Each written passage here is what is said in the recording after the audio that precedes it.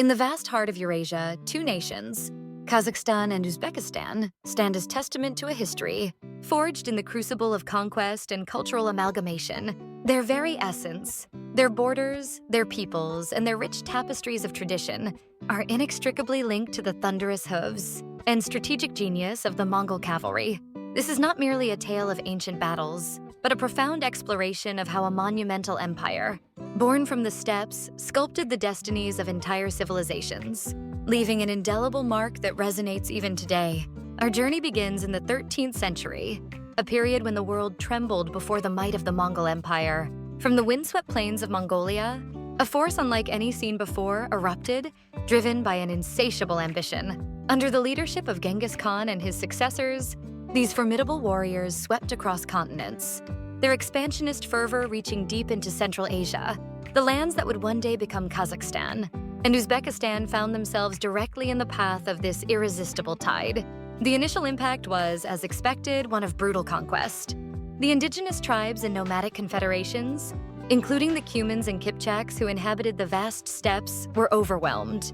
This era of conquest, however, was not solely about destruction. It was the genesis of a new geopolitical order. From the sprawling territories conquered, a significant entity emerged the Golden Horde, or Kipchak Khanate. This Khanate, a direct descendant of the Mongol Empire, came to dominate a colossal region stretching from modern-day Kazakhstan all the way to Eastern Europe. While its ruling elite were of Mongol descent, the overwhelming majority of its populace were Turkic-speaking Muslims, primarily the Kipchaks and Kangli peoples. Over time, the Mongol ruling class itself began to embrace the local culture, and crucially, the religion of Islam, leading to a fascinating process of assimilation and cultural synthesis. Indeed, the Mongol Empire's influence extended far beyond military subjugation. It served as a powerful catalyst for profound transformations across the region's political, economic, and social landscapes. By establishing a vast, unified dominion, the Mongols inadvertently revitalized and secured the ancient Silk Road trade routes. This era saw an unprecedented flow of goods, ideas, and technologies between East and West, effectively shrinking the vast distances and fostering a dynamic environment for cultural exchange. New administrative structures, postal systems, and legal codes, often adapted from Mongol traditions, were introduced, laying down foundational elements that would persist for centuries. The decline of the larger Mongol Empire in the 14th and 15th centuries did not signify the end of its legacy in Central Asia. Rather, it marked a new phase of evolution. The fragmentation of the Golden Horde and the Chagatai Khanate, another successor state, created a power vacuum and opportunities for new political entities to rise. This period was pivotal for the formation of distinct national identities that we recognize today. From the dissolving fragments of the Mongol successor states, the Kazakh Khanate emerged. This confederation of Kazakh tribes, asserting their independence, carved out their own domain on the steppes, a direct consequence of the shifting power dynamics unleashed by the Mongols. Simultaneously, to the south, another powerful entity began to coalesce. The 15th and 16th centuries were crucial for the formation of the modern Uzbek, Kazakh, and Kyrgyz peoples. A figure named Abulkhair Khan unified various nomadic groups, forming the Uzbek Ulis. Later, Shaybani Khan, a formidable leader, successfully reunified the Uzbeks and significantly established his dominion over the ancient and storied city of Samarkand.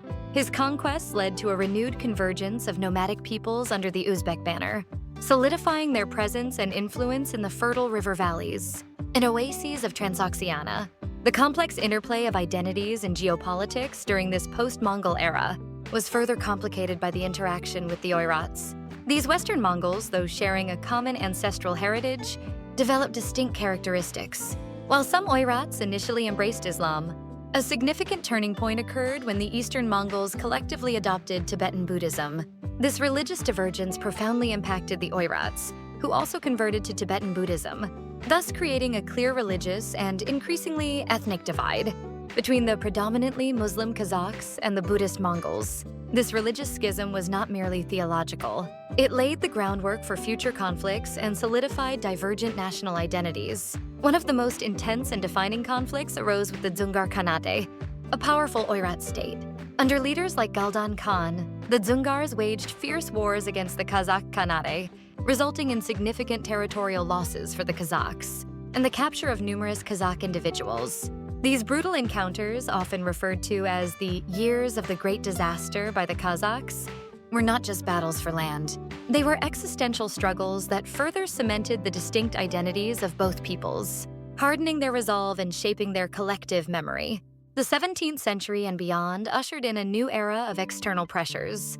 The Mongol and Kazakh lands found themselves caught between the ambitions of two rising imperial powers, the Qing dynasty to the east and the Russian Empire to the west. Inner and Outer Mongolia, one after another, were absorbed into the vast Qing Empire. The formidable Dzungar Khanate, which had once terrorized its neighbors, was ultimately destroyed by the Qing in the mid-18th century, marking a dramatic end to a powerful Mongol successor state. Concurrently, to the north, the Russian Empire steadily expanded its control into Central Asia. With the collapse of the Tsarist regime during the Russian Revolution, the Soviet Union emerged, and the territories of Kazakhstan were subsequently incorporated as a Soviet Socialist Republic. This marked a profound shift, replacing centuries of nomadic and Khanate rule with a centralized communist system that would fundamentally reshape Kazakh society, economy, and culture for the better part of a century. In the modern era, the historical ties, though transformed, continue to manifest. Kazakhstan and Mongolia, two landlocked nations, share a particularly active historical and contemporary relationship. Kazakhstan, notably, holds the distinction of being the largest landlocked country in the world, with Mongolia ranking second. This shared geographic reality often shapes their diplomatic and economic strategies. Their roles in regional and international bodies also reflect their distinct historical trajectories and current geopolitical positions. Kazakhstan, for instance, is a full member of the Shanghai Cooperation Organization (SCO), a Eurasian political, economic, and security bloc. Mongolia, while engaged with the SCO, participates as an observer state, indicating a nuanced approach to its regional alignments, often balancing its relationships with powerful neighbors like China and Russia. Beyond political and territorial shifts, the enduring legacy of the Mongol era in these regions is also evident in cultural exchanges. The vastness of the Mongol Empire facilitated the spread of artistic styles, architectural motifs, and literary traditions. Even after the direct political control waned, the channels of communication and cultural interaction established during that period continued to influence the societies that emerged. The very languages spoken, the epic poems recited, and the nomadic lifestyles practiced by many in Kazakhstan carry echoes of their Mongol past. Crucially, religion played a monumental role in shaping the identities of these nascent nations. The adoption of Islam by the Kazakhs, in contrast to the embrace of Tibetan Buddhism by many Mongols and Oirats, created fundamental markers of distinction. These religious affiliations were not merely personal beliefs. They became pillars of communal and ethnic identity, influencing social customs, legal systems, and cultural expressions. The religious divide, nurtured by centuries of independent development and occasional conflict, solidified the separate paths of the Kazakhs and the Mongols. The story of Kazakhstan and Uzbekistan, viewed through the lens of Mongol history, is a captivating narrative of resilience, adaptation, and transformation. It is a story not just of conquest, but of how conquerors and conquered intertwined, giving birth to new cultures, new identities, and ultimately, new nations. The blood of the Mongol cavalry spilled on the steppes and across the desert. Oases did not merely sow destruction, it fertilized the ground for the diverse and vibrant societies that flourish there today. Understanding this profound historical connection is essential to grasping the complex identities and strategic importance of these two pivotal Central Asian nations in our contemporary world. Their past, etched in the annals of the Mongol Empire, continues to shape their present and inform their future, reminding us that history is a living, breathing force that constantly molds the human experience.